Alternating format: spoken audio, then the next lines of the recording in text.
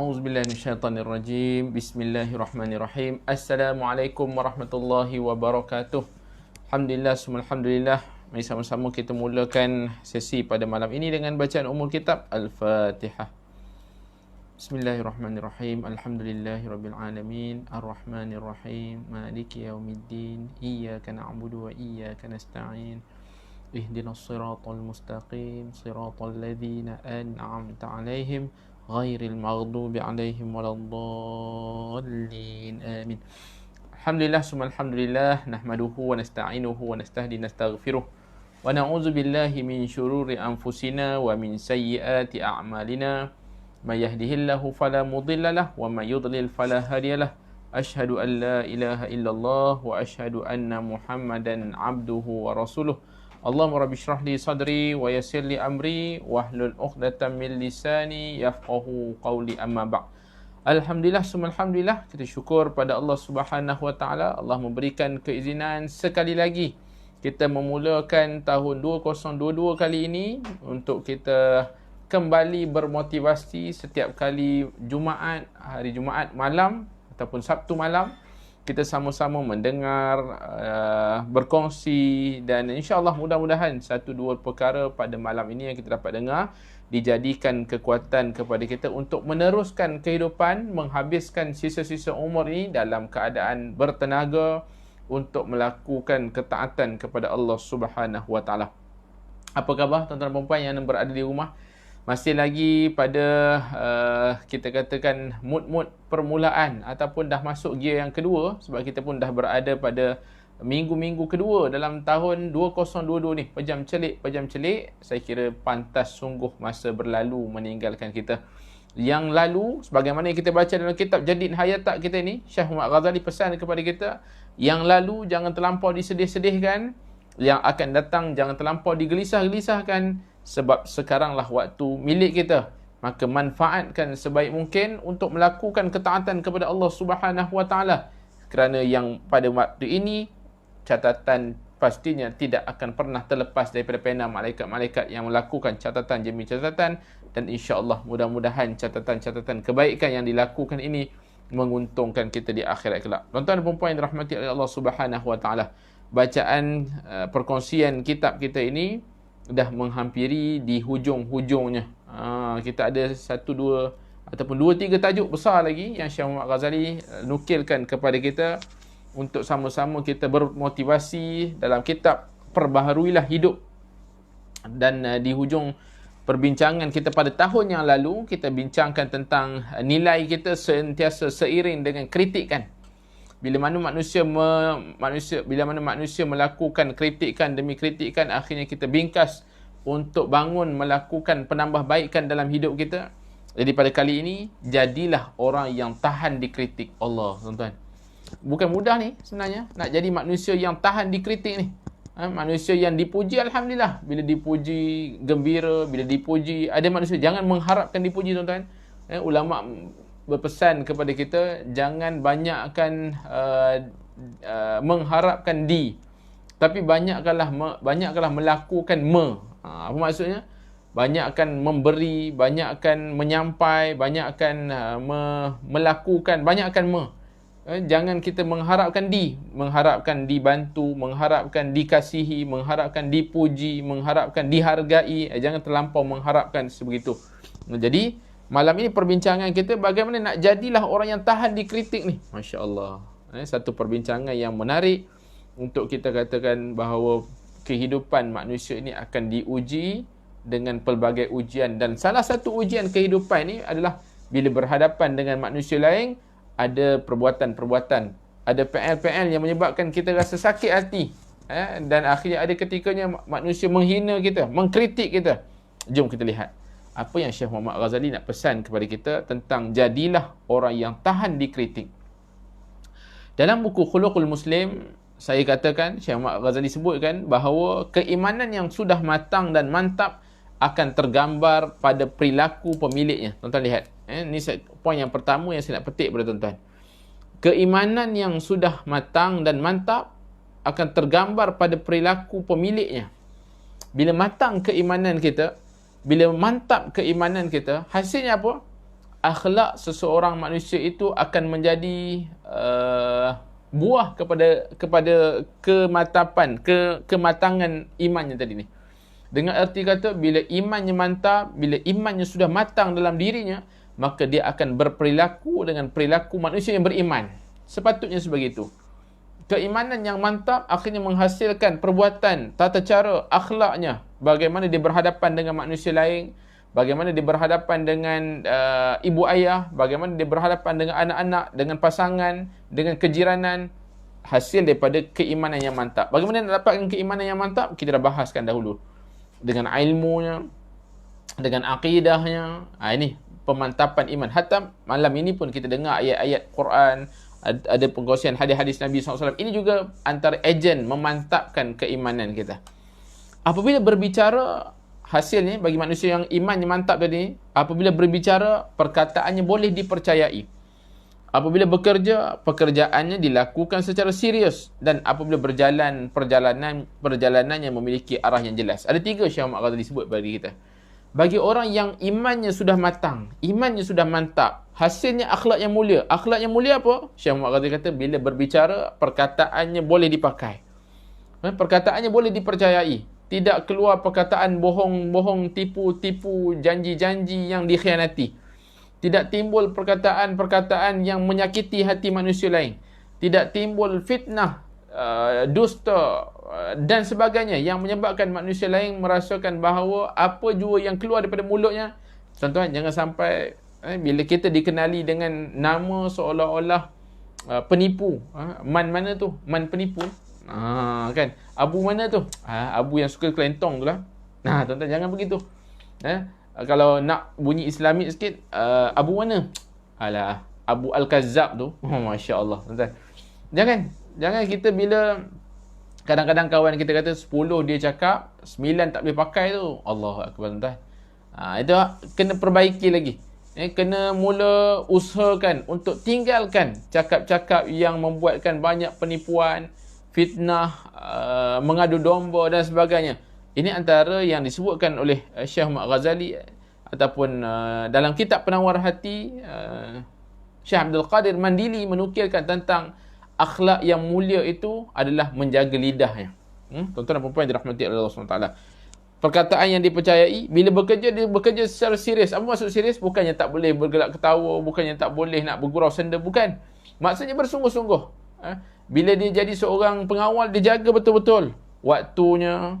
Bila dia menjadi seorang petani, baja yang digunakan, siraman yang digunakan, air yang digunakan, siapa pun dia, bila melakukan pekerjaan ada itqan, ada kesungguhan. Ini disebutkan keseriusan. Bagaimana serius untuk melakukan sesuatu pekerjaan.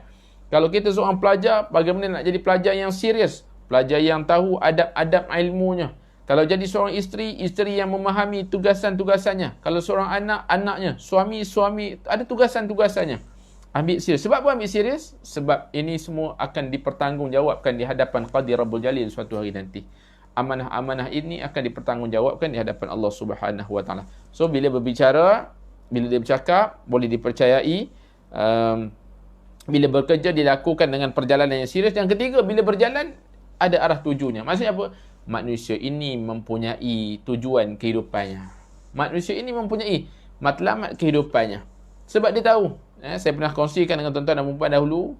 Manusia yang baik perilaku hidup di dunianya, maka insya-Allah dengan keimanan yang mantap, dengan amalan yang jelas dan sebagainya, bila tahu tujuan kehidupannya, maka mudah untuk dia merebut apa yang Allah siapkan, sediakan, berbagai redha Allah Subhanahu Wa Taala di akhirat kelak. Jadi bagaimana nak menentukan kaedah kita mati, kita tentukan kaedah cara kehidupan kita. Jadi kaedah kehidupan kita yang baik, insya-Allah menentukan kaedah kehidupan kita mati yang baik juga insya-Allah nanti. Sangat jarang kebimbangan merasuk dirinya. Sangat jarang pula sikapnya diumbang-ambing oleh perasaan. Bahkan dia akan berkata kepada orang-orang yang di sekitarnya, berdasarkan pada surah Az-Zumar ayat 39 hingga 40, Allah sebutkan, wahai kaumku, berbuatlah menurut kedudukanmu. Aku pun berbuat demikian. Kelak kamu akan mengetahui siapa yang mendapat seksa, yang menghinakan dan kepadanya ditimpakan azab yang kekal. Seolah-olah Allah Subhanahu Wa Taala menyuruh memberikan satu peringatan kepada, hiduplah kita semahunya. Tapi ingat, suatu hari nanti kita akan balik pada Allah Subhanahu Wa Taala. Buatlah apa kita nak buat, tapi ingat, suatu hari nanti kita akan ditimbang amal baik kita. Ini contoh ungkapan yang tegas, kata Syekh Muhammad Ghazali. Penuh percaya pada diri. Ungkapan ini menggambarkan semangat yang kuat, tekad yang besar untuk bekerjaya dan keyakinan yang kukuh terhadap apa yang dilihatnya sebagai kebenaran. Semua ini membuatkan pemiliknya menjadi peribadi yang tegas dan memiliki prinsip. Tuan-tuan, kita dah baca tebal dah tuan-tuan ni. Banyak dah peringatan-peringatan, nasihat-nasihat yang baik daripada Syekh Muhammad Ghazali. Hasilnya di hujung ni tuan-tuan, di penghujung-penghujung perbicaraan kita ini, maka menjadikan kita manusia yang bertambah keimanannya. Semangat untuk tetap menjadi manusia yang beriman kepada Allah Subhanahu Wa Taala walau ujian datang melanda. Walaupun kadang-kadang kita diuji dengan keresahan, kesedihan dan sebagainya, ujian-ujian dalam kehidupan, selagi mana kita hidup, sebab hidup ini memang sinonimnya dengan ujian. Maka apa yang dilihatnya sebagai satu bentuk tarbiyah, latihan daripada Allah Subhanahu Wa Taala. Dia akan bergaul dan menghadapi manusia dengan hati nurani dan pandangan yang cermat. Apabila melihat mereka berada di garis kebenaran, dia mendukung dan turut serta bersama mereka. Tapi apabila melihat mereka berada di lorong keburukan, dia akan menjaga diri dan meminta petunjuk pada hatinya. Tuan-tuan lihat. Mukadimah bagaimana nak jadi manusia yang tahan kritik ini, Syekh Muhammad Ghazali gambarkan pribadi sosok manusia yang beriman kepada Allah Subhanahu Wa Taala, yang matang, penuh kemantapan pada imannya. Manusia sebegini akhirnya bila nampak kebenaran, dia akan cepat-cepat mendukung. Bila nampak kepada perbuatan-perbuatan seolah-olah yang tidak baik, maka dia akan mencari untuk minta panduan pada hatinya untuk mengelakkan diri daripada melakukan perbuatan-perbuatan yang tidak baik. Sebab itu dibuat satu tajuk kecil bawah ni, berprinsip itu satu keperluan. Prinsip, ada prinsip manusia ini berdasarkan hadis Nabi SAW. Nabi sebut, janganlah kalian menjadi orang yang tidak mempunyai prinsip, orang yang berkata aku bersama orang ramai, apabila mereka baik, aku baik, dan apabila mereka berbuat jahat, aku pun berbuat jahat. Tapi yakinlah dirimu, apabila mereka baik, maka berbuat baiklah, dan apabila mereka jahat, maka jauhilah kejahatannya. Tuan-tuan, Syekh Muhammad Ghazali tidak bawakan kepada kita riwayat-riwayat yang disebutkan, tapi insya-Allah kalau ada kesempatan masa, insya-Allah saya akan cuba carilah dan akan maklumkan kepada tuan-tuan riwayat hadis ni. Pribadi yang teguh memegang prinsip tidak akan mengikut orang lain secara membuta tuli. Prinsip ni, bila ada pribadi yang teguh, bila ada prinsip yang kental, yang kuat, maka tidak akan mengikut orang lain secara membuta tuli. Bahkan pastinya bila kita mendengar sesuatu pengkhabaran, mendengar sesuatu berita, mendengar sesuatu majlis ilmu dan sebagainya, bila kita ada prinsip kebenaran tadi ni, maka yang baik kita ikuti. Bukan sekadar jadi manusia yang membuta tuli saja ikut. Dia memiliki kekuatan sendiri yang unik untuk mencari dan menentukan jalannya sendiri. Setiap langkahnya diambil dengan penuh pertimbangan dan perhitungan. Masya Allah.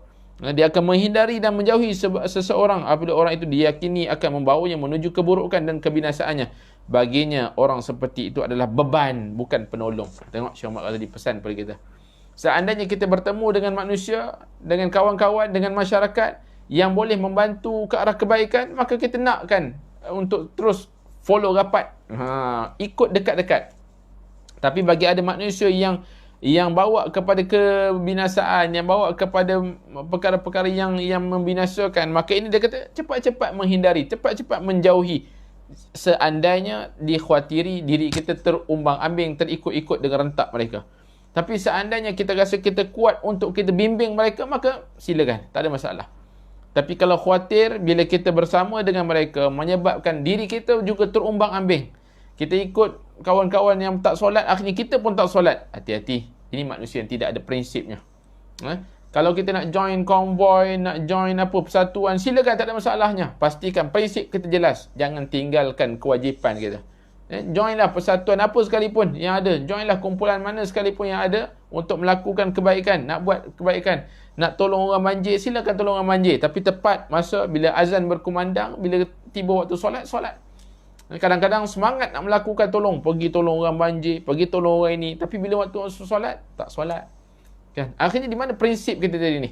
Jadilah manusia yang berprinsip, yang mengetahui kebaikan demi kebaikan, diikuti dengan dekat. Apabila keburukan dihindari agar tidak terjerumus jauh daripada Allah Subhanahu wa taala.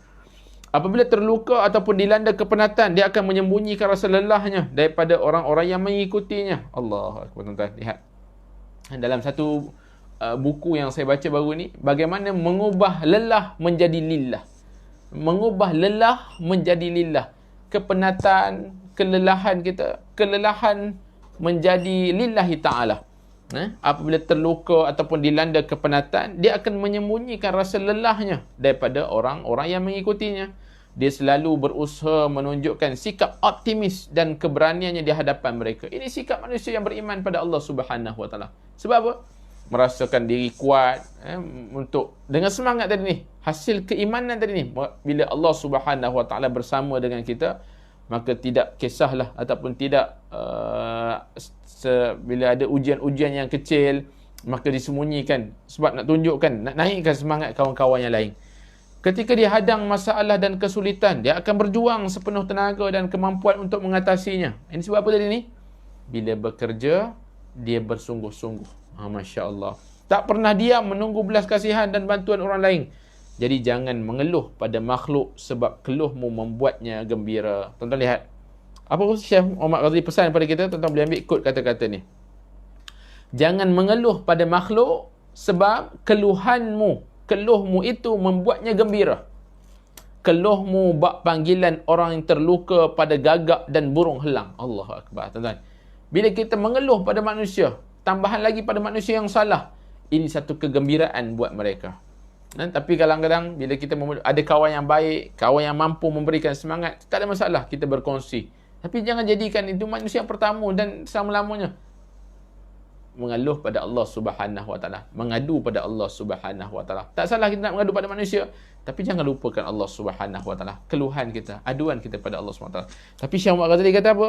Jangan mengeluh pada makhluk, tambahan lagi pada makhluk yang salah. Ini merupakan satu kegembiraan buat mereka. Melemahkan kita pula nanti. Jika orang yang kuat dan berprinsip, memiliki perwatakan, terlalu kesah dan berburuk sangka terhadap pandangan orang lain, maka mereka akan menjadi orang yang keras dan kejam. Al-Mutanabbi menuturkan dalam bait syairnya, siapa yang mengenali pengetahuanku akan hari-hariku, maka hujamkan tomboknya tanpa rasa belas kasihan. Tuan-tuan lihat. Bila orang yang kuat dan berprinsip ni memiliki perwatakan yang selalu nak ambil kisah tentang buruk sangka orang lain dan sebagainya, akhirnya menyebabkan dia seolah-olah dia rasakan dirinya dihujamkan tombak tanpa rasa belas kasihan. Akhirnya makin lama makin down, makin sedih, makin gelisah dan sebagainya. Jadi dalam tajuk yang kecil yang ketiga, yang kedua disebutkan Syekh Muhammad Ghazali ni, keutamaan bukan keangkuhan. Keutamaan ni apa maksudnya? Saya tak mahu mengatakan bahawa penyimpangan ini pasti menghancurkan nilai-nilai keutamaan. Saya hanya ingin kita semua agar tidak memberikan hak-hak akal atau moral kepada semua orang melebihi kemampuan mereka. Sebab pandangan dan sikap majoriti manusia tidak wajar dijadikan penentu kebenaran atau keutamaan sesuatu perkara. Saya ulang semula tuan-tuan. Ayat yang menarik. Syekh Muhammad Ghazali kata pada kita, pandangan dan sikap majoriti manusia tidak wajar dijadikan penentu kebenaran atau keutamaan sesuatu perkara. Ini dek kerana tadi prinsip tadi ni. Kalau prinsip kebenaran yang kita dokong, walaupun majoriti menolaknya, padahal itu adalah kebenaran, maka bagi manusia yang beriman, pastinya kita nak mendokong tetap dengan kebenaran tadi ni. Walaupun majoriti manusia menolaknya, majoriti manusia mengatakan itu salah dan sebagainya, tapi bahkan itu adalah perkara yang betul, cabaran buat kita. Artinya apa? Kebenaran dan keutamaan mesti diambil daripada sumber aslinya, bukan daripada orang yang tidak mengetahui atau menyeleweng keluar daripadanya, meskipun mereka berjumlah ribuan bahkan jutaan. Lihat tadi tuan. Dengan ilmu yang kita ada, dengan prinsip yang jelas, kebenaran yang kita dokong tadi ni, kebenaran yang kita dokong, keutamaan yang kita ambil daripada sumber yang asli tadi ni, biarpun manusia lain ramai, majoriti manusia mengatakan itu dan ini, menyeleweng fakta dan sebagainya, kita perlu berpegang terus pada prinsip kebenaran tadi ni. Tuan-tuan, contoh yang mudah apa tuan-tuan? kita hidup zaman media sosial sekarang ni. Kita tahu kebenarannya sebab apa yang berlaku tersebut mungkin jiran kita, mungkin saudara kita, saudara terdekat kita. Kita tahu kebenarannya. Tapi majoriti di media sosial cuba menghentam, cuba mengkritik dan sebagainya. Apa yang kita buat? Adakah kita terpengaruh dengan manusia-manusia majoriti yang menghentam? Tidak. Kita ada prinsip kita. Kita terus mendokong kebenaran. Kita terus mendokong kebaikan. Kita terus mendokong segala hujah-hujah berdasarkan sumber yang asli tadi ni. Orang yang hebat harus membina tindak tanduknya di atas prinsip asas ini sehingga tidak terganggu oleh kritikan atau gelisah kerana ramainya orang menentang dan mencelanya. Prinsipnya apa tuan-tuan? Ambil daripada sumber asli dengan prinsip yang jelas. Allahumma salli ala sayyidina Muhammad. Tuan-tuan. Kemudian Syekh Ahmad Ghazali bawakan kepada kita. Dale Carnegie mengatakan, suatu hari saya menemui General Smedley Butler yang pernah diberi jolokan si syaitan neraka. Allah. Dia dikenali sebagai seorang panglima perang yang paling berjaya dalam mempertahankan wilayah laut Amerika Syarikat. Dia cerita kepada saya bahawa suatu muda dia bercita-cita ingin menjadi orang yang terkenal, memberi kesan baik kepada semua orang dan menjadi pribadi yang kuat. Maka ujarnya, dia selalu sedih apabila dikritik dan tergoncang apabila orang lain mengusik kehormatan dan harga dirinya. Tapi waktu 30 tahun yang dihabiskan di dunia ketenteraan di Angkatan Tentera Laut telah mengubah karakternya dan membuatnya menjadi orang yang kebal kritik. Masya Allah, tuan. Macam mana kita nak jadi manusia yang kebal kritik ni? Ni kadang-kadang hasil latihan demi latihan, kita menjadi manusia yang kebal kritik. Apa katanya? Dia mengatakan, aku sudah pernah merasakan bahawa cacian dan hinaan. Aku pernah disebut anjing gila, ular berbisa dan serigala. Menurutmu, adakah aku peduli dengan semua itu? Tidak. Seandainya sekarang ada orang yang mencaciku, aku tidak akan menoleh untuk mengetahui siapa yang mencaciku. Ungkapan terakhir Smedley ini mirip dengan ungkapan seorang penyair Arab yang berkaitan orang bodoh yang berpura-pura. Jika semua anjing menggonggong membuat hairan, nescaya harga setiap butir kerikil tidak ubah mutiara. Allah, tuan-tuan. Lihat kaitannya. Seandainya sekarang ini ada orang yang mencaci, aku tidak akan menoleh lagi untuk mengetahui siapa yang mencaciku. Untuk apa? Sebab bila dah kebal dengan kritikan tadi ni, hasil daripada latihan demi latihan manusia tadi ni. Jadi Syekh Ahmad Ghazali kata, bebaskanlah diri daripada belenggu perasaan-perasaan. Bebaskan diri daripada belenggu perasaan. Sebab nak jadi manusia yang matang tadi ni, hasil daripada keimanan yang mantap, hasil daripada keilmuan, sumber aslinya. Maka nak bebaskan diri kita daripada belenggu perasaan semata-mata. Orang yang mudah tersinggung dan terusik oleh perkataan orang lain, yang terbang apabila dipuji dan tercekik bila dikritik atau dimaki. Tuan-tuan, jangan jadi manusia seperti ini. Bila dipuji, dia terbang. Bila dikritik, dia tercekik. Jangan jadi begini. Sebab ini manusia yang hidup berdasarkan perasaan semata-mata. Harus membebaskan diri daripada belenggu perasaan itu. Sebab kita hidup tadi atas prinsip yang jelas tadi ni. Atas sumber yang asli tadi ni. Mereka harus mencari kekuatan dalam diri mereka sendiri, iaitu sikap bebas dan percaya pada diri kita. Biarpun dipuji, maka kita tahu diri kita. Biarpun dicela, takkan tercekik sebab kita tahu prinsip diri kita. Pastinya tuan-tuan, ini memerlukan hubungan yang baik dengan Allah Subhanahu Wa Taala. Sebab percaya pada diri. Jika beroleh kejayaan, mereka tidak akan tertipu oleh pujian ataupun cercaan. Dapat satu-satu kejayaan, bila dipuji oleh manusia lain, haza min fadli rabbi. Kita tahu ini semua pemberian daripada Allah. Tidak jadikan kita manusia yang sombong, tidak menjadikan manusia yang kita mendabik dada, meninggikan hidung dan sebagainya. Seandainya kita memiliki kepercayaan diri yang kuat, pujian ataupun makian akan kedengaran seperti motivasi. Tuan-tuan, saya ulang semula. Kalau kita memiliki kepercayaan diri yang kuat, kalau kita percaya pada diri kita mempunyai kepercayaan diri yang kuat, pujian ataupun makian akan kita dengar sebagai satu bentuk motivasi kepada kita. Allah. Jika demikian, mengapa masih ada orang yang terbang atau terjatuh ketika mendapat komen buruk daripada mulut orang yang gemar mencampuri urusan orang lain? Ungkapan paling baik yang boleh dikatakan agar majoriti orang mengetahui kebenaran sama ada yang berkaitan dengan kritik dan kecaman. Allah sebut dalam surah Al-An'am, jika kamu mengikuti kebanyakan orang di bumi ini, nescaya mereka akan menyesatkanmu daripada jalan Allah. Yang mereka ikuti hanyalah persangkaan dan mereka hanya membuat kebohongan. Dale Carnegie juga mengakui sendiri kebenaran ini. Beliau menyebutkan, berapa tahun silam saya menemui satu sikap baru. Meskipun saya tidak mampu menutup mulut orang-orang yang mengkritik dan mencaci saya secara sebarangan dan sembrono, saya masih dapat melakukan sesuatu yang jauh lebih penting. Saya mampu bersikap pura-pura tidak mendengar cacian dan kritikan mereka. Tuan-tuan, kita baca banyak buku-buku motivasi dan sebagainya. Orang yang hebat, orang yang mampu untuk memekakkan telinga daripada mendengar kritikan-kritikan yang tidak membangun, yang akhirnya menyebabkan kritikan-kritikan yang membinasakan diri. Bahkan menjadikan kritikan itu sebagai satu bentuk motivasi untuk menaikkan diri, untuk menampung segala kelemahan-kelemahan, untuk menampung kelompongan-kelompongan untuk melonjak dengan lebih tinggi pada masa akan datang. Tambahan lagi, beliau mengatakan, saya sangat yakin bahawa manusia tidak akan membuang-buang waktu untuk sibuk memikirkan Edward, Cindy atau orang lain. Mereka sibuk memikirkan diri sendiri. Mereka sibuk memikirkan diri sendiri. Sejak mereka membuka mata pada pagi hari sampai kembali lagi ke tempat tidur, mereka akan jauh lebih sedih ketika menderita sakit kepala daripada ketika mendengar berita kematian saya atau kematian anda. Tuan-tuan lihat, benar. Itulah hakikat semua orang yang selama ini kita hindari kerana mereka suka mengkritik atau mengecam kita. Sikap manusia begitu. Kalau kita terus terbuai dengan kritikan manusia semata-mata, hanya kita terlampau-lampau untuk mendengar kecaman manusia semata-mata, maka kita sukar untuk melakukan lonjakan yang lebih tinggi. Jadi jangan habiskan waktu. Jangan habiskan waktu, tenaga yang kita miliki untuk memikirkan apa yang dirasakan ataupun difikirkan orang lain tentang diri kita. Seandainya kita masih lagi di track, di jalan yang benar, di garisan yang lurus, di garisan kejayaan, di garisan keimanan yang utuh, bersama dengan kawan-kawan dan sebagainya, teruskan perjalanan tersebut. Jangan dengarlah cakap-cakap orang. Alah, tiba-tiba nak jadi baik dah tu. Alah, tiba-tiba nak pergi ke masjid pula dia ni.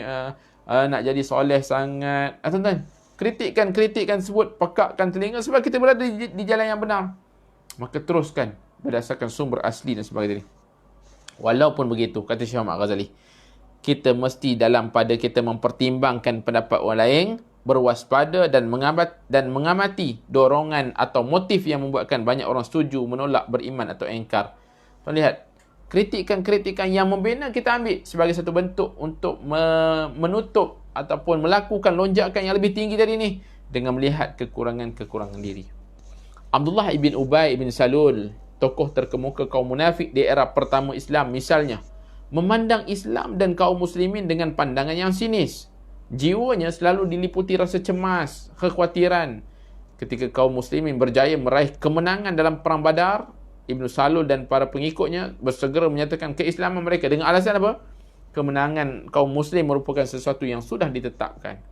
Dia mengatakan demikian hanya kerana kaum muslimin meraih kemenangan. Jika kita perhatikan dalam kehidupan kita sehari-hari, kita akan menemukan banyak orang yang berperilaku seperti Ibn Salul. Ataupun dalam arti kata apa? Ramai sebenarnya orang-orang yang bersikap munafik. Bila nampak orang tu berjaya saja, mula puji, mula itu nak ikut dan sebagainya. Tapi bila nampak seolah-olah manusia itu dalam keadaan kesusahan, dikeji, diherdik, dikecam, tanpa mengetahui usul periksa, tanpa mengetahui ilmu ataupun sumber asli yang kita bacakan tadi ni. Mereka membina kehormatan diri mereka di atas batu asas seperti itu. Mereka mengikuti pandangan dan jalan orang lain jika itu dianggap akan menguntungkan dan menyelamatkan mereka. Bila nampak orang berjaya dan ada keuntungan untuk mereka, mereka ikut. Ini perangai Ibn Salul. Ini perangai orang munafik. Jangan jadi seperti begini. Nampak ada kejayaan, nampak aja seolah-olah perkara yang hanya menguntungkan diri kita, kita ikut. Sedangkan itu tidak benar. Pada setiap saat mereka terumbang-ambing kegelisahan, kebimbangan kerana tidak memiliki pegangan dan orientasi yang jelas. Sebaliknya, hanya sedikit orang yang memegang teguh kebenaran dan yang diyakininya meskipun serangan, kritikan, celaan bahkan fitnah-fitnah terus menghujani mereka silih berganti. Mereka tetap teguh pada pendirian dan berjalan mantap menuju arah yang ditujunya. Di dunia ini jumlah orang itu sangatlah sedikit. Ada tak macam tu? Ada tuan? Manusia orang yang tak suka dikritik, tapi perjalanannya dia tahu. Matlamatnya jelas, misi dan visinya jelas. Selagi mana tidak menyalahi syarak, selagi itulah terus saja ke jalan yang lurus. Ironinya, majoriti orang akan memilih untuk bersama pemilik harta walaupun moralnya tercela. Tuan-tuan, Syekh Muhammad Ghazali dah lama dah pesan kepada kita sebenarnya. Dan itu terjadi sampai sekarang ni. Ramai pengikut tak? Orang yang sesat ni ramai pengikut tak? Ramai, tuan-tuan. Ini disebutkan majoriti orang akan memilih untuk bersama pemilik harta walaupun moralnya tercela. Ramai tak? Tengok akhlaknya tak apa-apa, tengok akhlaknya dengan pakaiannya, dengan akhlak dengan orang tua, akhlak dengan Allah SWT, akhlak dengan manusia yang tak terjaga. Majoriti masih lagi ramai pengikut. Disebabkan apa? Tenggelam dengan keindahan harta yang dimiliki oleh sosok tubuh seseorang. Mereka akan memuja dan mengagung-agungkan para pemilik harta dan kekuasaan dunia, baik kerana takut ataupun kerana gembira. Tidak banyak orang yang mengikuti dan mendekati seseorang kerana orang itu teguh memegang prinsip kebenaran. Kerana itulah yang dikatakan, jika dunia telah menerima seseorang, ia akan meminjamkannya kebaikan-kebaikan orang lain. Tapi jika dunia menolaknya, dunia akan merampas kebaikan-kebaikan orang itu. Tabiat manusia akan membicarakan orang yang memberinya kebaikan. Segala yang disukainya disampaikan. Segala puja dan puji diungkapkan. Sementara kehancuran dan kematian menanti orang yang berbuat salah. Tuan-tuan, lihat, saya sengaja nak bawa untuk kita lihat bagaimana kehidupan Nabi SAW ketika awal dakwah Nabi SAW di kota Mekah. Bagaimana Nabi SAW berusaha untuk menyampaikan dakwahnya ini. Akhirnya yang mengikuti Nabi SAW ini hanya orang-orang yang orang-orang miskin, hamba, orang-orang. Tapi nak dikatakan bahawa ini prinsip yang jelas. Ilmu yang diberikan, jalan yang ditunjukkan, ayat-ayat wahyu yang disampaikan, jelas tentang kebenaran. Bahkan ramai lagi manusia yang masih lagi mengikut pengikut ataupun mengikut lagi Abu Lahab, Abu Jahal. Kenapa? Disebabkan oleh harta, disebabkan tenggelam dengan kedudukan dan sebagainya. Nabi SAW membenci orang yang baru bergerak hanya ketika melihat ada keuntungan dan manfaat material yang akan mereka dapatkan. Kemudian sekali lagi, Syekh Muhammad Ghazali bawakan kepada kita, Nabi SAW bersabda, seburuk-buruk hamba adalah yang dikuasai sifat rakus hingga membuatnya hina, dan seburuk-buruk hamba adalah yang dikuasai sifat penakut hingga membuatnya hina. Rasa gembira dan takut atau hasrat mendapatkan untung dan menghindari kerugian merupakan faktor utama yang mendorong seseorang rasa dengki, mendokong, mencela, mengancam atau merendahi orang lain. Contohnya, Abraham Lincoln memiliki cita-cita besar untuk meraih kemenangan dalam setiap peperangan yang diikutinya. Sebab apa? Sebab kemenangan akan memotong lidah orang yang kerap menghina dan meremehkan kemampuannya. Tapi jika beliau kalah, meskipun para malaikat turun memohon maaf untuknya, orang lain tetap tidak akan menerima maafnya. Ini akan cepat-cepat membenarkan musuhnya dan menerima segala tuduhan yang diarahkan kepadanya, baik tuduhan itu benar maupun salah. Lincoln pernah mengatakan, ini saya sebut tuan-tuan, kepada yang dinukilkan oleh Syekh Muhammad Ghazali di sini, seandainya aku berusaha untuk membaca, tentu aku akan selamat daripada kritikan dan kecaman. Namun itu akan memakan semua waktuku sehingga pekerjaanku menjadi terbengkalai. Tapi aku berusaha sekuat tenaga untuk mengerjakan pekerjaanku. Jika usahaku berhasil, tidak ada kritikan yang akan membuatku gelisah setelah itu. Ia akan hilang dengan sendirinya. Namun, jika usahaku gagal, meskipun para malaikat bersumpah membenarkan niatku baik, akan tetap takkan dimaafkan. Aku hanya akan mendengar pendapat-pendapat orang. Yang perlu kulakukan hanyalah mengerjakan pekerjaanku dan menenangkan hatiku. Tuan-tuan. Mungkin ada yang ramai memilih respon seperti ini ketika menghadapi kecaman dan cemuhan para pendengki serta tuduhan orang yang hasad. Ini merupakan langkah terbaik yang dapat kita ambil ketika menghadapi kecaman atau kritikan. Syekh Muhammad Ghazali pesan kepada kita, bila berhadapan dengan kritikan-kritikan, maka apa yang boleh dilakukan? Diamkan diri, maka teruskan melakukan kebaikan. Teruskan melakukan apa yang dah biasa kita lakukan dengan mujahadah, dengan ketekunan tadi ni. Akhir saya, tuan-tuan. Kritikan yang benar. Adapun terhadap kritikan yang benar saya sebut ataupun kritikan yang membina, yang membangun tadi ni, kritikan yang menunjukkan kesalahan yang memang kita lakukan, dan kritikan yang mendorong kita memperbaiki kekurangan, wajib kita terima dengan bersifat lapang dada. Berbeza dengan tadi ni, kritikan bersifat tohmahan, kritikan yang nak menjatuhkan kita, itu kita pekakkan telinga. Tapi kalau kritikan yang menunjukkan kebenaran, yang memerlukan kita untuk melakukan penambahbaikan, maka kita wajib terima dengan lapang dada. Kalau kita memerlukan minta maaf, kita minta maaf. Bersifat berlapang dada. Jika orang yang melontarkan kritikan itu memiliki niat buruk, maka mereka lah yang akan merasakan akibat buruknya. Bukan kita. Langkah terbaik yang dapat kita lakukan adalah mengambil manfaat dan pelajaran daripada kritikan mereka. Bila ada orang kritik kita tentang kritikan yang membangun, yang kita rasa, ya, bila kritikan tersebut, cadangan tersebut, ataupun ayat-ayat tersebut, walaupun sakit hati, disebabkan ayat-ayat yang digunakan dan sebagainya.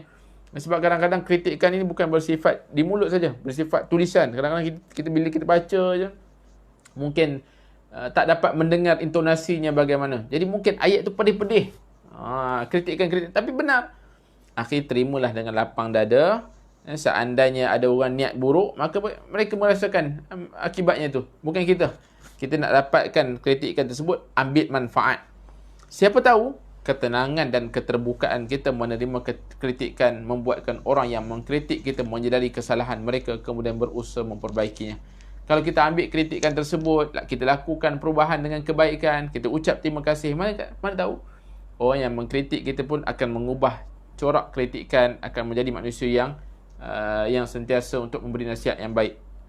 Orang berakal akan mendengarkan apa yang dikatakan orang lain tentang dirinya. Jika tidak benar, dia akan mengabaikannya. Jika tak benar, abaikan. Tapi jika benar, dia menjadikan kritikan itu sebagai pendorong untuk bergerak lebih maju, menjadi lebih baik. Musuh kita akan selalu menyelidiki dan meneliti tingkah laku hidup kita. Tuan-tuan, Syekh Muhammad Ghazi pesan kepada kita, musuh kita, dia akan sentiasa stalk kita. Dia akan sentiasa tengok apa corak kita.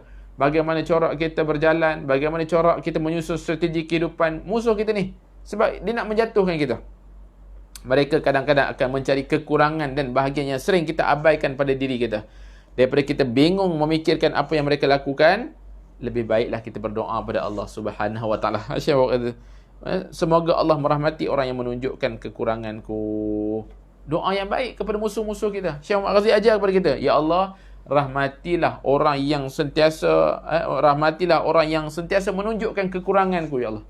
Mudah-mudahan kekurangan yang ditunjukkan itu membuatkan kita sentiasa bermuhasabah untuk melakukan kebaikan.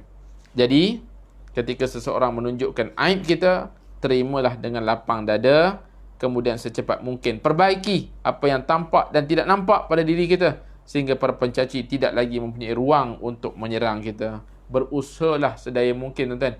Usahalah sedaya mungkin untuk bila ditonjolkan aib kita tersebut, maka kita cepat-cepat perbaiki, maka kita cepat-cepat untuk melakukan penambahbaikan agar kekurangan tadi dapat ditampung dengan segera. Kritikan itu dia ambil untuk kita katakan satu kritikan yang membina dalam kehidupan kita bermasyarakat, insya-Allah. Sebagai rumusannya, tuan-tuan, sebagai rumusan untuk tajuk jadilah orang yang tahan dikritik ini, ada 3 rumusan yang Syekh Muhammad Ghazi sebutkan. Yang pertama, orang yang mudah tersinggung, terusik oleh perkataan orang lain, yang terbang apabila dipuji, tercekik apabila dikritik atau dimaki, harus membebaskan diri daripada belenggu perasaan tersebut.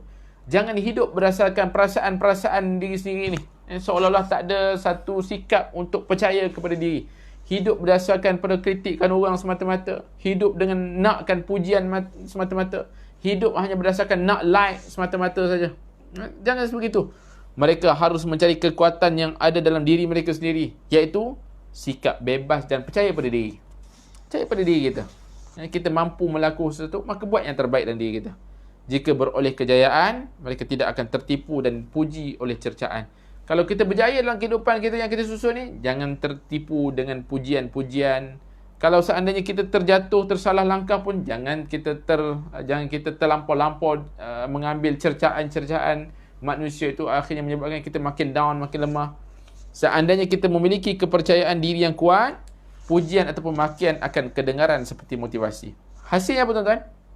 Bila ada jati diri yang kuat, bila kepercayaan pada diri kita kuat, bersandarkan dengan sumber yang sahih, yang ilmu yang kuat tadi ni apa? Cacian dan pujian hanyalah didengar sebagai kata motivasi untuk kita saja. Allahumma salli ala Muhammad. Tuan-tuan, majoriti orang akan memilih untuk bersama pemilik harta dan kuasa walaupun moralnya tercela. Ni yang kedua. Syekh Muhammad Ghazali kata apa? Majoriti orang akan memilih untuk bersama pemilik harta dan kuasa walaupun moralnya tercela. Jadi apa tindakan kita?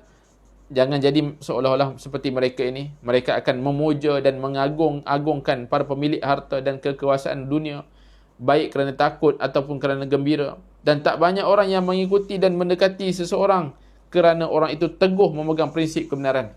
Akhirnya kita bermuhasabah. Kita di pihak yang mana?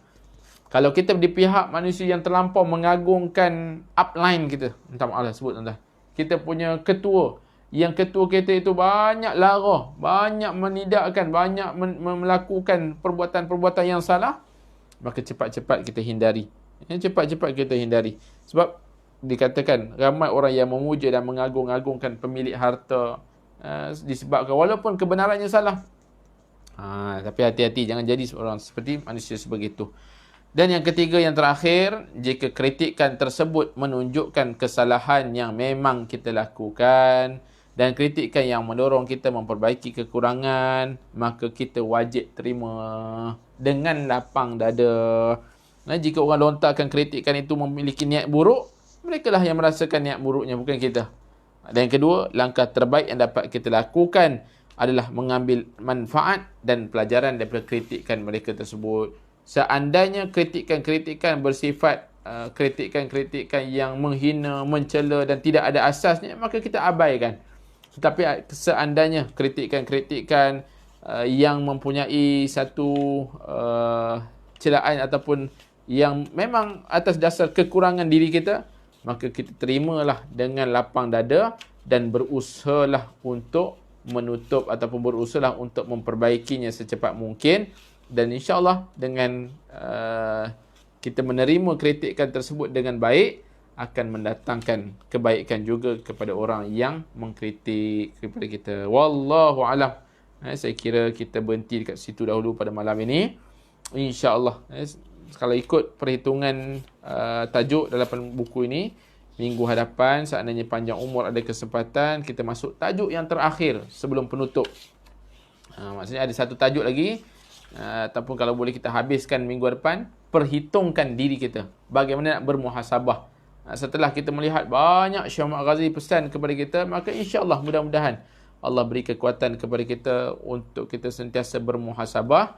Nanti minggu depan kita lihat apa yang dikatakan tentang muhasabah setelah kita melakukan beberapa perkara-perkara dalam kebaikan ataupun yang perlu kita lakukan saat kita berhadapan dengan waktu-waktu mendatang. Jadi terima kasih atas perhatian semua. Mohon maaf atas kekhilafan bicara dan sebagainya, tuan-tuan dan puan. Terima kasih yang berkongsi, yang tekan butang share, yang tag kawan-kawan, yang masuk bersama-sama, yang mendengar ulangan dan sebagainya. Biasalah tuan-tuan, ini tahun permulaan tahun baru. Mudah-mudahan insya-Allah kita akan melihat dan melakukan penambahbaikan. Seandainya ada apa-apa komentar, soalan dan sebagainya, boleh saja dilontarkan untuk menambah baik lagi kita punya kelas online insya-Allah. Mudah-mudahan yang pentingnya ada manfaat untuk kita lakukan pada diri kita, pada adik keluarga kita, pada masyarakat. Mudah-mudahan Allah Subhanahu Wa Taala memberikan kebaikan dalam semua keadaan kita. Terima kasih atas perhatian semua. Mohon maaf kekhilafan bicara. Aqulu qawli hadza wa astaghfirullahal azim li wa lakum. Wassalamualaikum warahmatullahi wabarakatuh.